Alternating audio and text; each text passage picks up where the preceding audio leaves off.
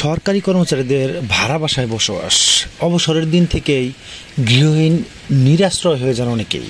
এই বিষয়টি নিয়ে আজকে কথা বলবো। দেশের সেবায় আত্মনিয়োগ করে থাকেন সরকারি কর্মচারীগণ। একজন সাধারণ মানুষ অনেক স্বপ্ন এবং দেশের সেবায় নিজেকে আত্মনিয়োগ করে তার জীবনটি সরকারি চাকরির মাধ্যমে জনস্বার্থে উৎসর্গ করে থাকেন।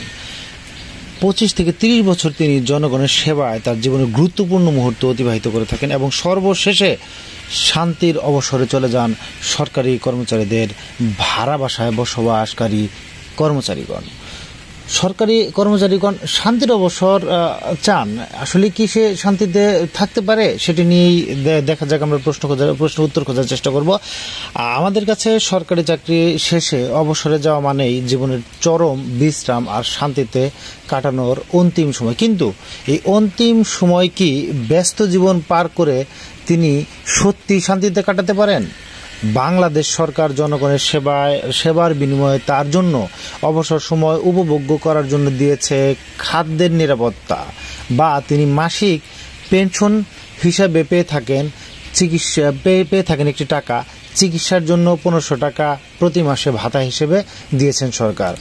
অবসর জীবনটা শান্তির হতো যদি সরকার তার মৌলিক চাহিদাগুলো পূরণের একটি ব্যবস্থা করে দিত। মানুষের বাঁচার জন্য 5টি মৌলিক অধিকার বা চাহিদা রয়েছে। সেগুলো হলো খাদ্য, বস্ত্র, বাসস্থান, শিক্ষা এবং চিকিৎসা।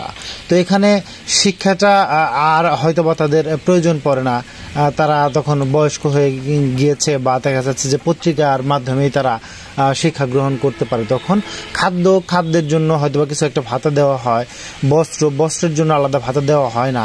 তবুও এটিতে তাদের হয়তোবা খাদ্যের ঘাটতি রেখেই বস্ত্রের চাহিদা পূরণ করতে হয়। কিন্তু বাসস্থানে একটি বড় ঘাটতি। দেশের অধিকাংশ সরকারি কর্মচারীগণ তাদের চাকরিকালে কোনো বাসস্থান গড়ে তুলতে পারে না। দেখা যায় যে নিজের বাপের ভিটা বাড়ি যাদের নেই তারা কিন্তু ভাড়া বাসায় থাকে, এবং ভাড়া বাসায় থাকাকালীন সময় চাকরি শেষ করে আবার তাকে সেই ভাড়া বাসায় উঠতে হয়, কিন্তু ভাড়ার টাকাটা কিন্তু তাদের পাওয়া যায় না।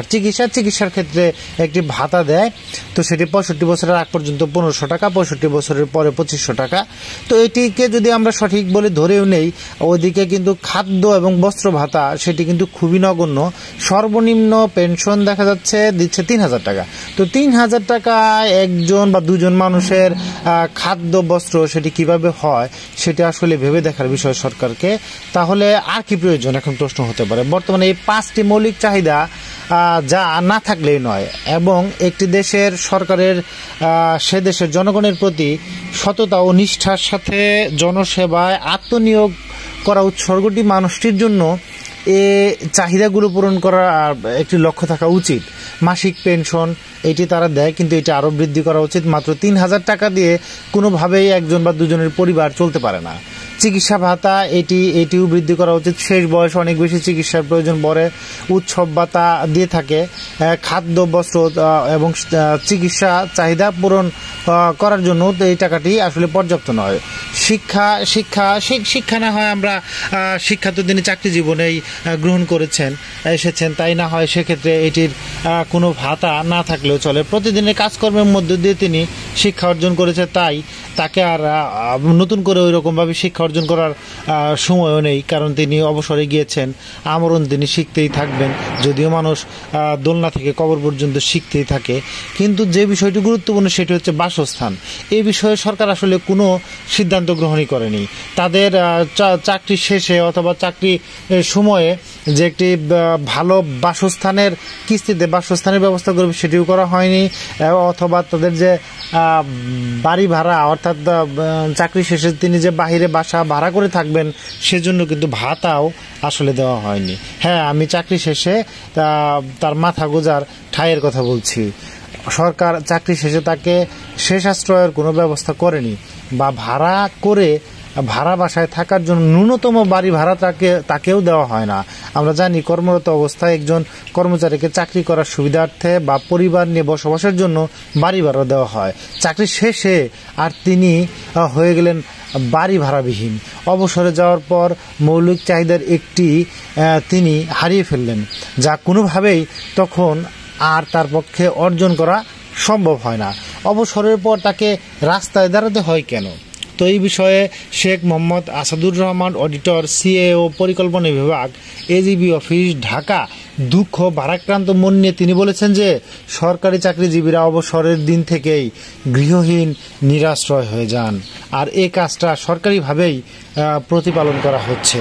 একটু খোলাসা করে বলি, একজন সরকারি চাকরিজীবী অবসরকালীন সময় নির্ধারিত হারে পেনশন পাবেন, চিকিৎসা ভাতা পাবেন, উৎসব ভাতা পাবেন, অথচ বাড়ি ভাড়া পাবেন না। জীবনের সুবর্ণ সময় যদি সৎভাবে কেউ রাষ্ট্রের দায়িত্ব পালন করেন, তার পক্ষে সংসারের প্রয়োজন মিটিয়ে বাড়ি তৈরি করা প্রায় অসম্ভব।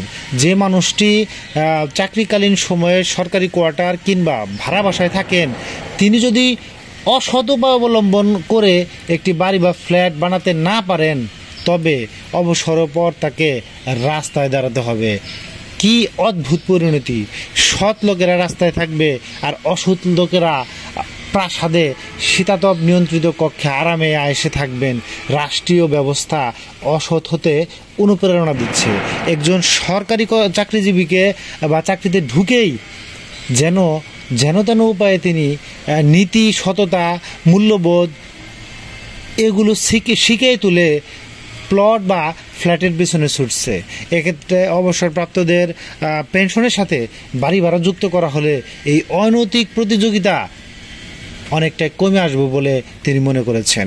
এই যে অবসরভোগীদের পেনশন এটি বৃদ্ধি করা হয়েছে, দ্বিগুণ করা হয়েছে, যে যাই বলি না কেন, সেখানে যাদের পেনশন সর্বনিম্ন অর্থাৎ পূর্বে যারা পেনশনে গিয়েছেন তাদের ক্ষেত্রে মাসিক পেনশন মাত্র ৩,০০০ টাকা। ৩,০০০ টাকার 5% করে বৃদ্ধি পেলে সেটি দেখা যাচ্ছে 5% 150 টাকা। 150 টাকা এটি যদি 10 বছর বৃদ্ধি পায়, সেটি আর কত টাকা হবে? 1500 টাকা বা 2000 টাকা। তো এই 4,000 4,500 টাকা দিয়ে আসলে এই সময়ে এই যুগে মানুষ কিভাবে জীবন ধারণ করবে, এটি আসলে আমারও মাথায় আসে না, বা যারা নীতি নির্ধারক তাদের মাথায় কীভাবে আসলো সেটা একটা দেখার বিষয়। তো আরেকটি বিষয়, সরকার এই 1982 সালে গৃহ নির্মাণ ঋণ নীতিমালা করেছিল, সেটি আর পরবর্তীতে কোনো করা হয় নাই, রিনিউ করা হয় নাই বা রিভাইজ করা হয় নাই। সে সময় 1982 সালে 1,20,000 টাকা পেতেন। এখনও সে 1,20,000 টাকাই তাদের জন্য ধার্য করা হয়েছে। নতুন ঋণ নীতিমালা যদিও দেখা যাচ্ছে যে 20 লক্ষ টাকা থেকে 75,000 টাকা করা হয়েছে, তো এই টাকা আসলে কর্মচারীগণ পান না। দেখা যাচ্ছে 18 সালে এই ঋণ নীতিমালা জারি হয়েছে, 2018 সালে আজ পর্যন্ত দেখা যাচ্ছে 2-1 কর্মচারী ছাড়া আর কেউ কিন্তু আসলে পান নাই, কর্মকর্তারাই পাচ্ছেন। তো কর্মচারীরা আসলে যদি এরকম ঋণও না পায়, 5% সুদের ঋণটাও না পায়, তাহলে তারা বাড়িটা করবে কি করে? অবসরে গিয়ে তাদের রাস্তায় দাঁড়ানো ছাড়া কি আর কোনো উপায় আছে? তো একটি কথা বলা যায় যে কাজীর গরু কিতাবে আছে, গোয়ালে নেই। অর্থাৎ নীতিমালা আছে, কিন্তু সেই নীতিমালা অনুযায়ী আসলে কর্মচারীরা কোনো লোন পান না। তো আপনার যদি কোনো কমেন্টস থাকে বা মন্তব্য থাকে, তাহলে ভিডিওর কমেন্ট সেকশনে করতে পারেন। এই সংক্রান্ত বা এরকম আরও ভিডিও পেতে চ্যানেলটি সাবস্ক্রাইব করে রাখতে পারেন। ধন্যবাদ।